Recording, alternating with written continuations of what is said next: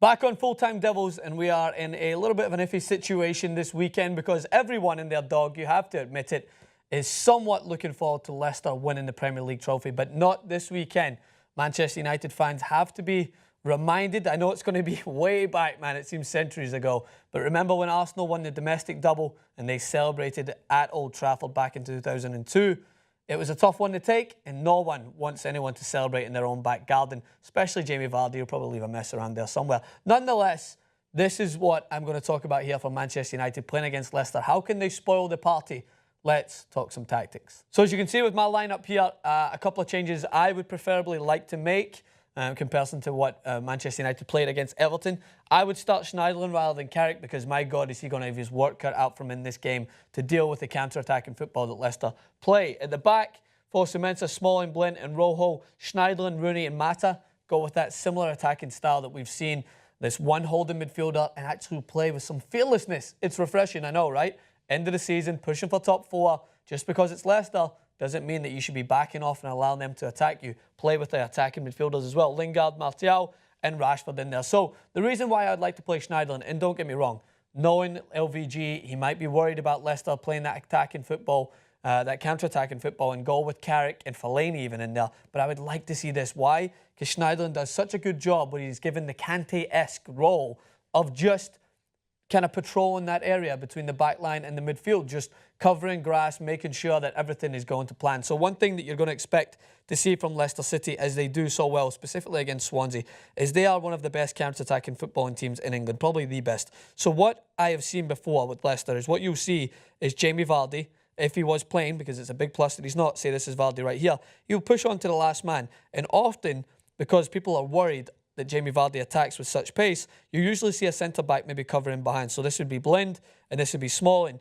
covering Vardy, making sure that you're covering the space in there. And that allows, just that movement from Jamie Vardy, allows for like Okazaki to pick up the ball in here, for Mahrez to come inside. Okazaki will make the run to drag out the space, and Mahrez finds a lot of possession in here.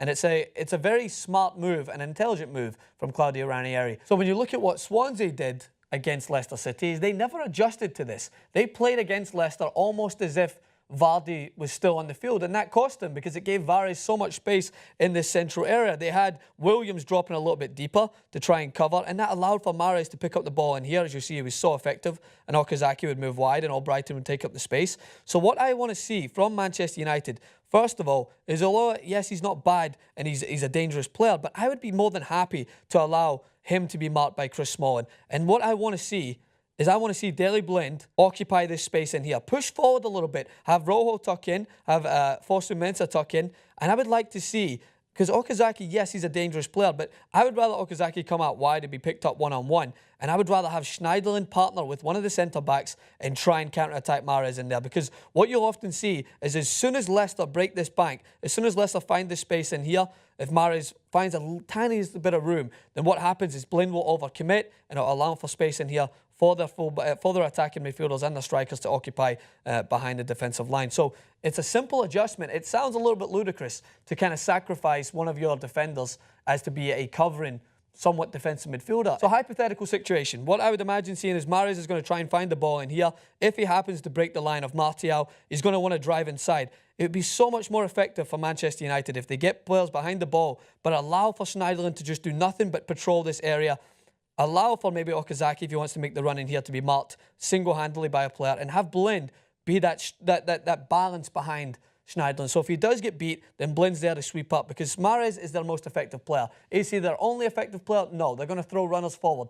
But in doing so, I think this tiny adjustment defensively, just allow Shoa or Loa, or however you want to say his name, be marked one-on-one, whether it is Smalling or Blind, and just give Schneiderlin that backup in there without sacrificing that extra midfielder. We don't need Carrick and Schneiderlin in there. We don't need Schneiderlin and Fellaini to play two defensive midfielders, because in doing that, it will prevent Manchester United from pushing higher up the field, give Kante and Drinkwater more space to patrol in there, and ultimately cause too much of a problem for United. So keep the two attacking midfielders in there. Only have one defensive midfield, but give him some more support, whether it's Daley Blind or Smalling, covering him if Mahrez happens to tuck inside. But let's talk about how things can change going forward. One thing I want to see Manchester United do when they win possession is drag Lingard out wide. and you want to get it into his feet quickly and allow for the likes of Rashford to make these dynamic runs in behind. Yes, I've highlighted it before. Yes, it's a replica of what I've said, but you want to stick to things that work. Is you want to work in pairs. So if Rashford works his way in here, I want to see Wayne Rooney support him in this area, because in working in pairs, it will cause Leicester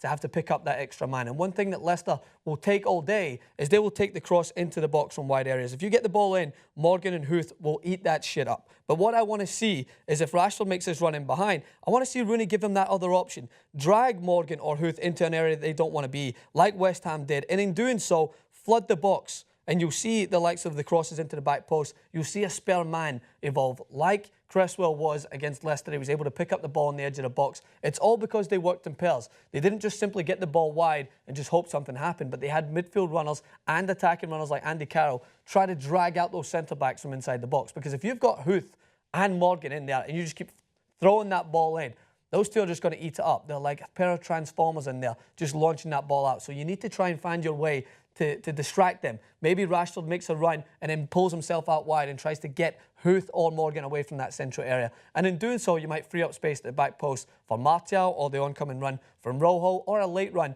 from Mata or Rooney in there. And in doing that, I think Manchester United might find themselves in a good position to try and give themselves an advantage in this game. It's going to be a tough task. Leicester are flying in confidence. As I mentioned at the start, full disclosure, I personally enjoy watching Leicester City this season. I want them to go on and win it.